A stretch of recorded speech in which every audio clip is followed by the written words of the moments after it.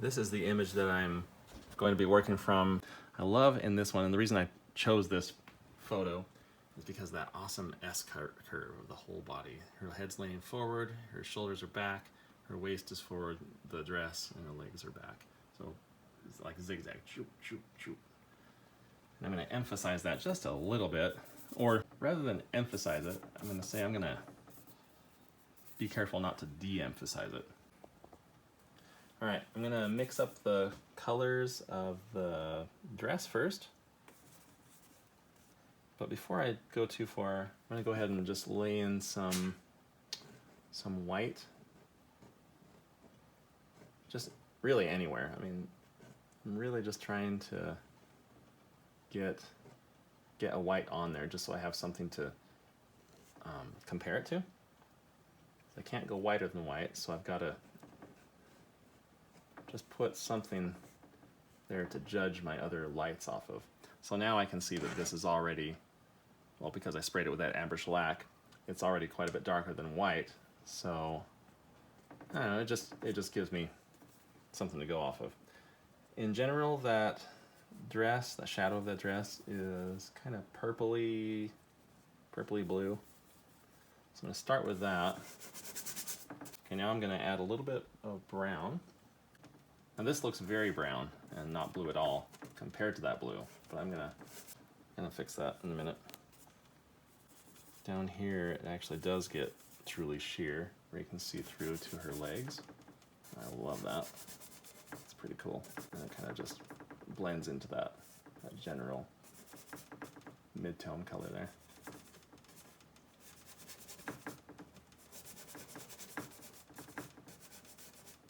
A lot of the way I paint is with averages. I'm not trying to get an exact color, just trying to get a color that works the temperature and the general color cast works. Color doesn't matter nearly as much as temperature and value though. I'm gonna mix up kind of a golden brown, just a sand color. It already is kind of a sand color, so but I want to emphasize that just a little bit. I really love to under-emphasize brush strokes and like filling in. Just indicate some steps in the sand like I did with these ones. With these ones though, I made them a little bit cooler, like they're in shadow. With these ones, I still want them to look like they're in shadow, but warm shadow. So it's going to feel like a slightly different time of day. Just a little bit lower sunset, maybe. I think I'll try to keep a lot of that golden tone even in the color of the sea. I'm just going to indicate how high I want that arm to go. Probably about like that. So of course that'll be higher. And this will be white. But I can carve in around the figure there and fix the gesture just a little bit. I think I do want that little sand dune in the background to be there. So I'll make a light side, I'll keep that shadow. All right, since this is already sand colored and the hat is also that color, I'm going to basically be using the same colors as I was before, this yellow and brown, burnt sienna, cad yellow light, cad yellow light. I'm just going to do them more intense. And, well, I won't do it just yet, but I'm going to throw in some of that red in just a minute, I think.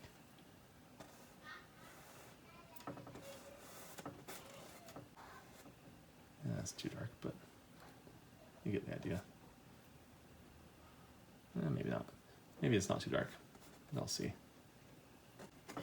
So the top part of the hat, quite a bit darker. I don't like that brown. It's not exciting enough, so let's see. Put some of that reflected light from the sky into it. And since that's too dark, I need to add some I'll lighten it up. Some white a little bit so I can match those values, at least close to it. Some light there, which makes this more reflected light.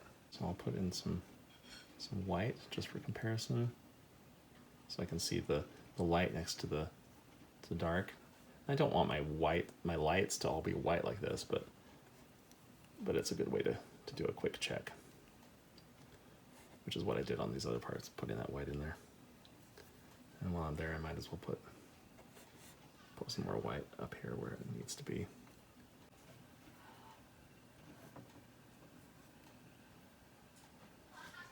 And anytime I can leave the brush stroke the way it was and not have to fiddle with it much, I just think that's so much more powerful than like finishing it.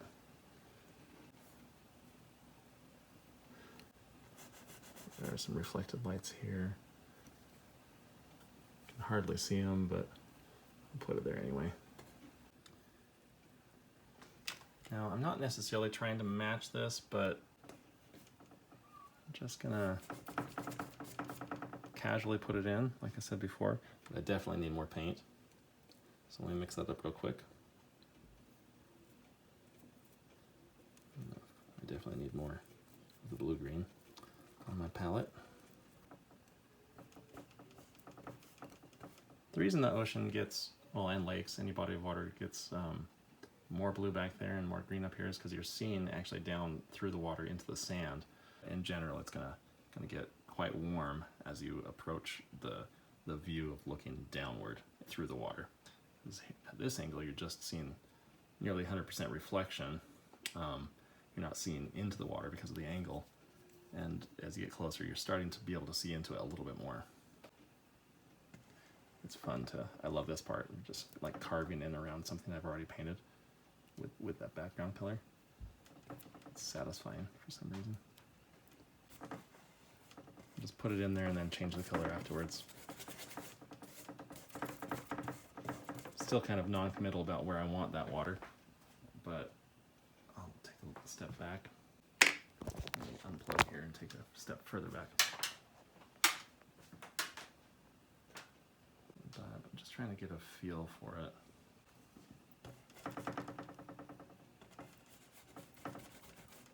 I'll do that dark color of the sand. And there are reflections and little subtleties that happen within that as well, but I want it to be walking on the wet part of the sand.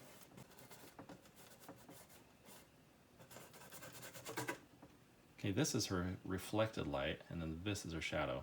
So on wet sand, or anything that's reflective, you're gonna have both.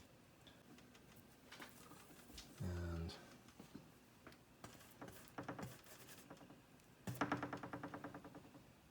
yeah, I like that.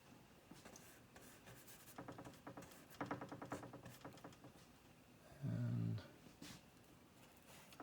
I'll just do something to that just to get rid of that color, or that line that I didn't really want there. Not really painting anything, I'm just painting it out, and then I'll decide what I want.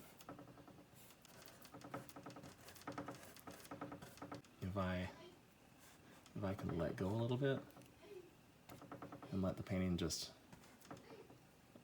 go where it needs to, I'll take it where it needs to go, then it's usually better painting. So this looks like maybe the waves just went up there, or nearly to the edge maybe, and then they came back. I'm just imagining this scenario. And while I've got this purple on my brush, I'm gonna go ahead and do this shadow down there. I'm gonna scroll down just a tad just so I can see more of that structure of the shadow. Now I'll kind of just eyeball it while trying to draw the placement of the feet a little bit more accurately. And once I get that basically where it should be,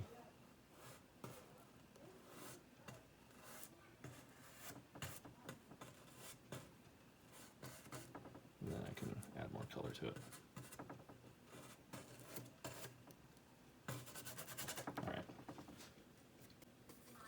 So there's a balance. I want to do dark, but colorful too. There we go. That's nice. Okay. Sometimes I use a brush for this part, but to show you what I did with this last time, I get a lot of white on my palette knife. This is my favorite palette knife. I don't know why. I just got used to it over the years. And so when it broke, I was really sad. So I bought a new one finally, after just making do with the other ones.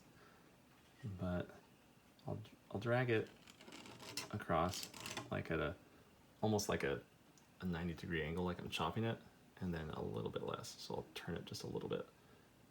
So my goal is to just almost like dry brush drag just a little bit of paint across there.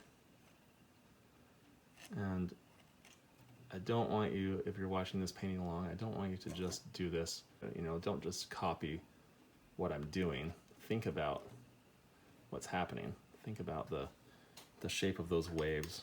You know, just imagine those waves in your mind and make them your waves. Don't make them my waves. Maybe your waves look similar to mine, but I want you to think about it.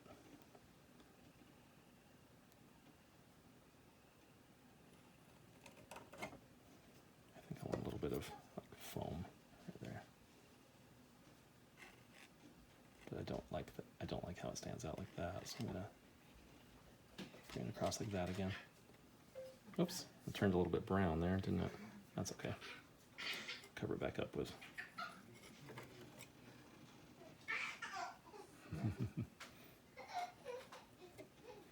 Got a happy girl coming in here. Can you hear my baby laughing?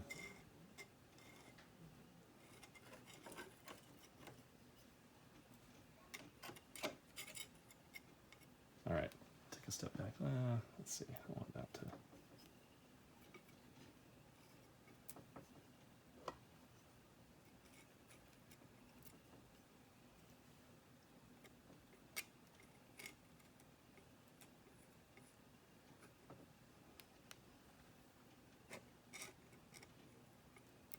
Again, I'm just imagining myself there, trying to think of what the waves would be doing, trying to feel the motion of them.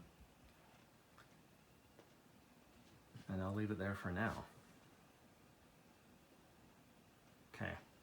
I really like the color of the sky. It kind of looks like late afternoon. Well, as does this one, but this one looks a little bit later, like half an hour later or so. This one's a lot more dynamic. Like this one feels very thoughtful, very still, and that one feels very much in motion. Partially because of her gesture, partially because of this gesture. It's a little bit more like all over the place. I don't know if maybe the angle of the shadow there has something to do with it. Interesting. But when I'm doing the sky, I need to pay attention to that.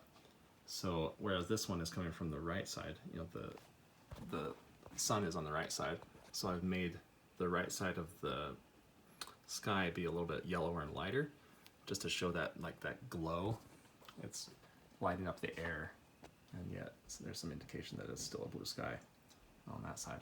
So I'm going to do just the opposite on this one, where it's going to be lighter on this side and a little bit dark on that. And I'll go ahead and just start with white. He's going to help me squeeze out this yellow paint. It's so satisfying, because it's hard to do one-handed, isn't it? Yes. Here, you help me. Ooh. Awesome. Whoa. All right, so I'm just going to dip right into that white. I'll get plenty of it. Don't want to skimp on this, because there's not a ton of space to cover, but I don't want to have to mix it again.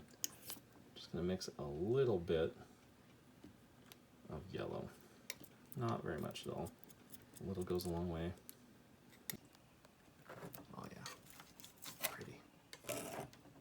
I don't mind the texture. I think it actually helps it just be more interesting. I don't actually mind that color is kind of drab, because it still feels warm. I don't know. It's just something I'm thinking about, so I'll just leave it for now. And the only thing left is the skin tones, or elbows, and her legs, and of course her hair. So I'll get back to my brush, but I'm going to wash my hands and my brush first. All right, I'm actually going to leave that on my palette because I'm going to come back to it later. But I'm going to just get some brown and black.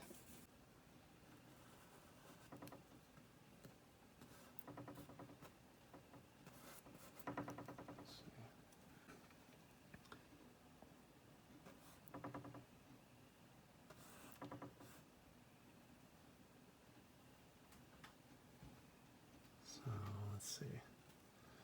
Go back to my palette knife since I've already got light color on that. I'm going to add brown and yellow to that. Pretty close to being right. And that hair.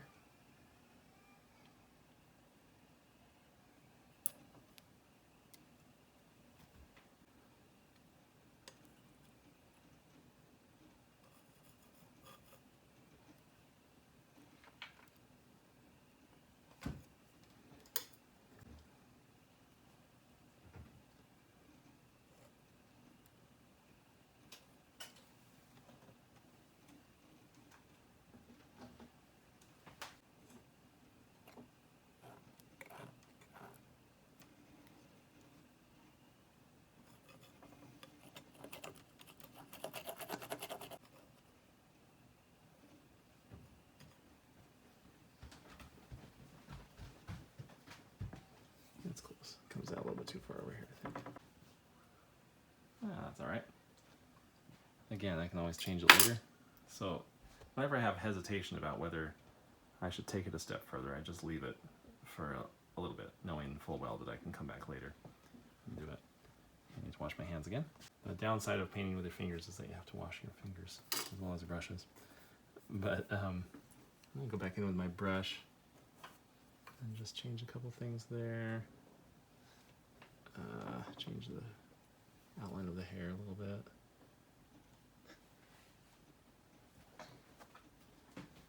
I like that better.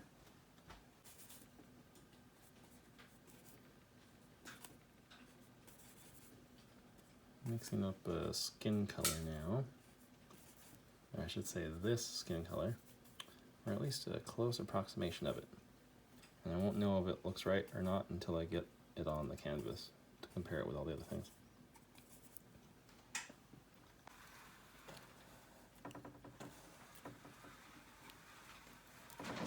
I know they're not all the same color, but I'm going to paint them the same color just to get them in there. And then I'll go back and change it. I'd rather err on the side of too colorful, and with like slightly emphasized reflected light, and then go back and darken it in places rather than the other way around, which would be to try to put the light in afterwards, which, you know, still works, but I think it's a little easier to get it nice and colorful. I'll do the color first.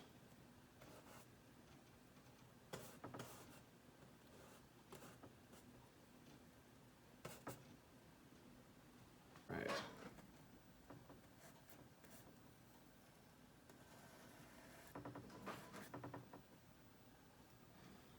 And then the one on the other side, I like that color there, but I'm going to put the darker color on that side, down below.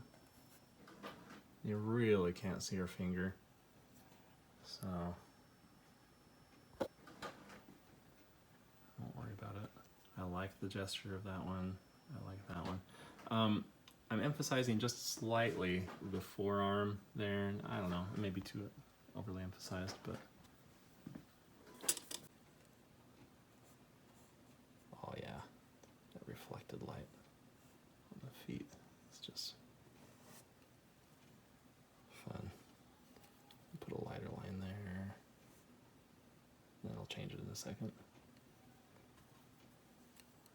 Gotta put the line in first and then I can fix it.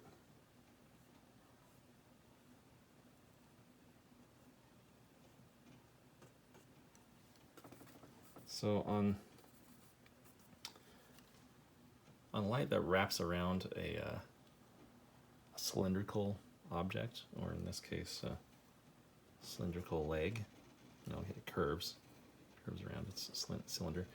So I want the sharp part, well, okay, let's say it a different way. On the brush stroke that I just made, there are two sides. There's this side, and then there's that side. I want this side to be sharp, and this side to be soft. So I could do that with a brush or my finger. In this case, I'll do it with a brush at first. Let's see if that works. I'm kind of angling my brush in a way that's almost like scraping, like picking it up. And now I'm doing it the other way. I'm laying it down. But now, see the problem? Now it's two sharp lines again, which is not what I want. So well, I might have to redraw that one. On this one, let's try it again. I'll just lightly.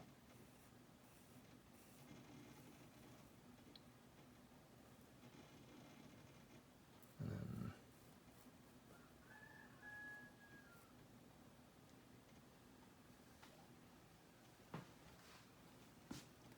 I want to soften that one too, but which is sad because I like it, but it is better.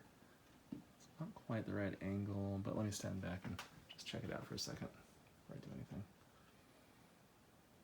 Okay, still like the gesture, like the balance.